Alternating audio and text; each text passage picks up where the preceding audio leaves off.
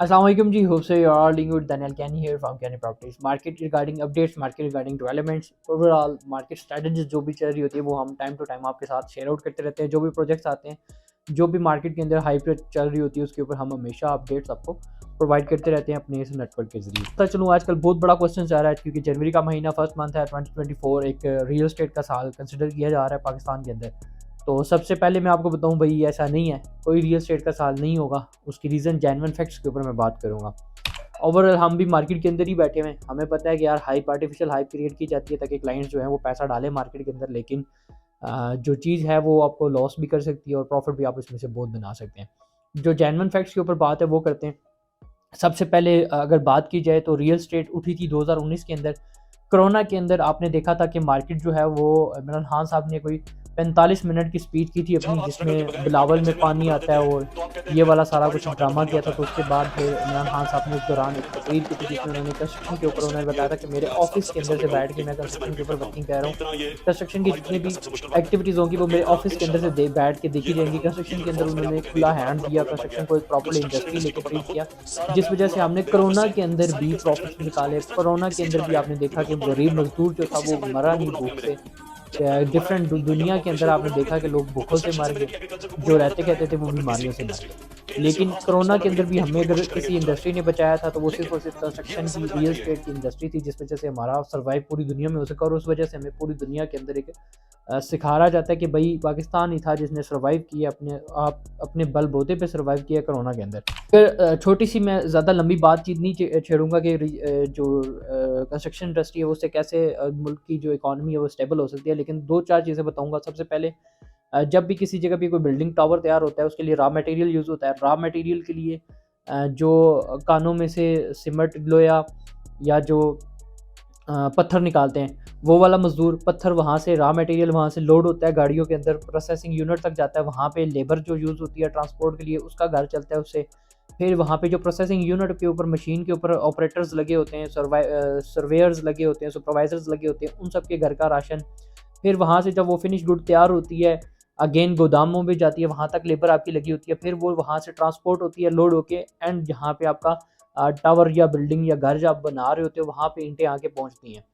तो इन सब चीज़ों की जो समझ लें कि इन सब जगहों पे इन्वॉल्वमेंट होती है। हर बंदा इसमें से पैसे बनाता है। रॉ मटेरियल वाला लेबर अपनी दिहाड़ी लेके जाता है डेली, ट्रांसपोर्ट वाला अपनी तनख्वाह लेता है 45-50 हज़ार, एक डंपर चलाने वाला 50 हज़ार सैलरी लेता है, 50-40-45 तो कहीं भी नहीं जाती उसकी। फिर उसके बाद प्रोसेसिंग यूनिट वाले वहाँ पे होते हैं, सुपरवाइजर्स होते हैं। फिर वो जहाँ पे ट्रांसपोर्ट हो रहा होता है, फिनिश गुड आगे ट्रांसपोर्ट हो रही है, ट्रांसपोर्ट वाले को पैसे जा रहे होते हैं।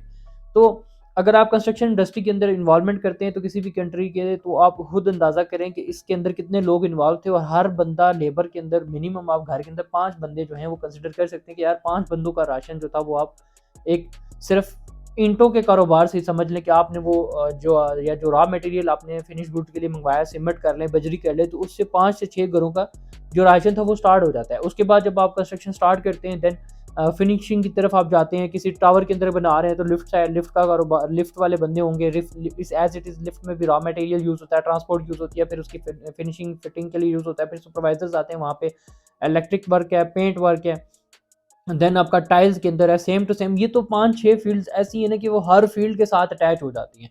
सिर्फ एक कंस्ट्रक्शन की फील्ड के साथ भी ना करते हुए आपकी 250 से 300 इंडस्ट्री जो है वो लिंक हो जाती हैं, जिस वजह से हर बंदा जो है वो कहीं ना कहीं से पैसा उसके पास आ रहा होता है, कहीं ना कहीं से उसका बिजनेस जो होता है वो रनिंग में आ जाता है। इस वक्त सबसे बड़ा इशू क्या है कि भाई मजदूर जो लेबर है, जो दिहाड़ी लगाने वाला है, उसके पास पैसे नहीं है कि वो रोटी खा सके।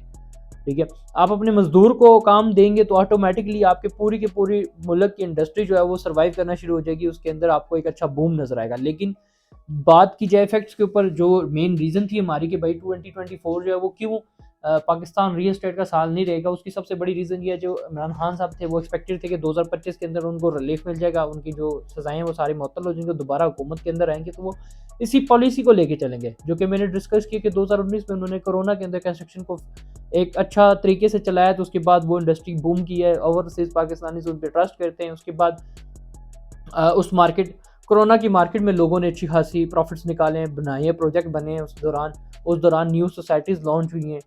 पिंडी इस्लामाबाद की सिर्फ बात की जाए, कैपिटल, रुडन, ब्लूवर्ड और ये सारी नोवा सिटी, ये सारी उस दौरान लॉन्च हुई हुई सोसाइटीज़ है। उससे पहले सोसाइटीज़ तो कोई आई ही नहीं थी प्रॉपर्ली जो इंस्टॉलमेंट्स में प्लॉट्स देती, बैरियर डीएचए के अलावा। फिर दूसरी रीज़न सबसे बड़ी 2025 में रियल एस्टेट ना होने की, पाकिस्तान के बाहर जितने भी ओवरसीज़ पाकिस्तानीज़ हैं उनके साथ इमरान खान साहब ने बंद करवा दिए फंड्स, फॉरेन फंडिंग बंद हो चुकी है। आपको पाकिस्तानीज़ जितने भी बाहर बैठे हुए वो फंड्स नहीं प्रोवाइड कर रहे, क्योंकि खान साहब ने प्रॉपर्ली ऑफिशियली कैंपेन चल रही है जिसमें पाकिस्तान के अंदर फंड्स लाना बंद कर दिया गया।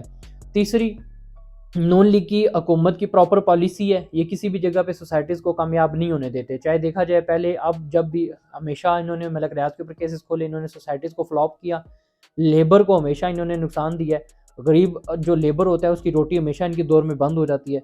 उसके बाद आर्मी चीफ की एक्सटेंशन मज़ीद 3 साल हो गई है, सोने पे सुहागा, ये समझ लें कि मक्खन डाल दिए ऊपर उन्होंने। अब तो आप एक्सपेक्ट ही ना करें कि भाई कुछ बेहतरी की तरफ वो चांसेस होने के कुछ सीन हो सकता है।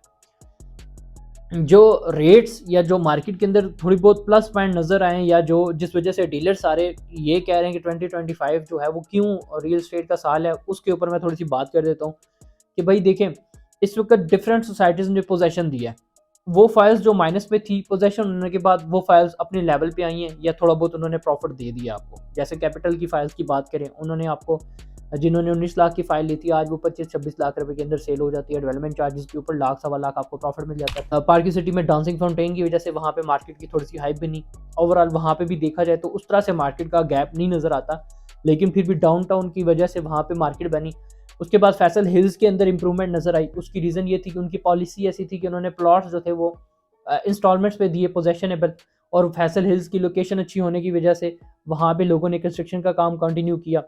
फिर उसके बाद मरी के अंदर जिन लोगों ने प्रोजेक्ट्स बनाए, 2-3 प्रोजेक्ट्स थे सिर्फ मरी के अंदर जो रेंटल के पॉइंट ऑफ व्यू से उनका कॉन्सेप्ट था वो इंक्रीज़ हुआ, वहाँ पे लोगों ने इंप्रूवमेंट की मरी के अंदर, क्योंकि और ऑब्वियसली बात है एक टूरिस्ट पॉइंट बनता था, उस वजह से वहाँ पे थोड़ी बहुत इन्वेस्टमेंट्स की हैं लोगों ने। उसके बाद पिंडी इस्लामाबाद की ओवरऑल मार्केट की बात की जाए तो लोग घबरा गए थे।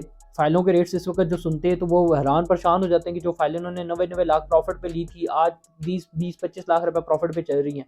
और जिन्होंने 17-18 लाख प्रॉफिट पे ली थी कैपिटल स्मार्ट सिटी की नाल वाली फाइल्स, आज वो माइनस में चल रही हैं।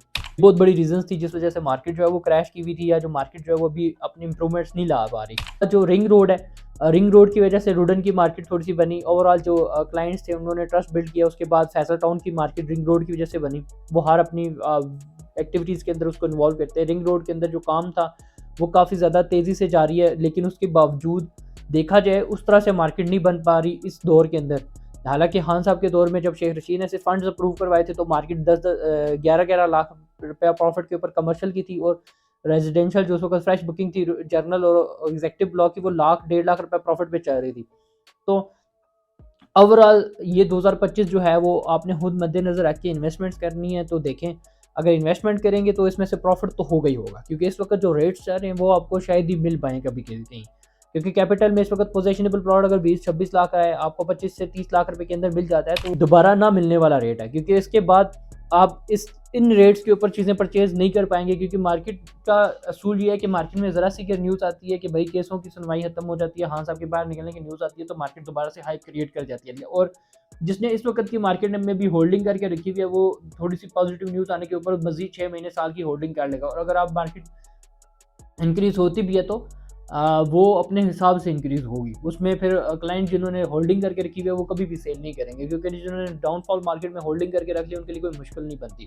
इस वक्त जो मार्केट के अंदर रिक्वायरमेंट है वो एक जेन्युइन रिक्वायरमेंट जो कि ओवरऑल देखी जाती है, हमेशा कंसिडर की जाती है, जो कि लोगों की वाकई रिक्वायरमेंट है, जो बाहर होते हैं, जिन्होंने अपना घर बनाना है, जिन्होंने यहाँ पे अपना एक शादियाँ करनी होती हैं, यंग जनरेशन है, जो बाहर बच्चे स्टूडेंट्स हैं, वो अपना प्लॉट लेते हैं या घर बनाने के लिए जो परचेजिंग करते हैं वही परचेजिंग है। उसके अलावा कहें कि किसी इन्वेस्टर ने आके परचेजिंग किया, that will be a very wrong question.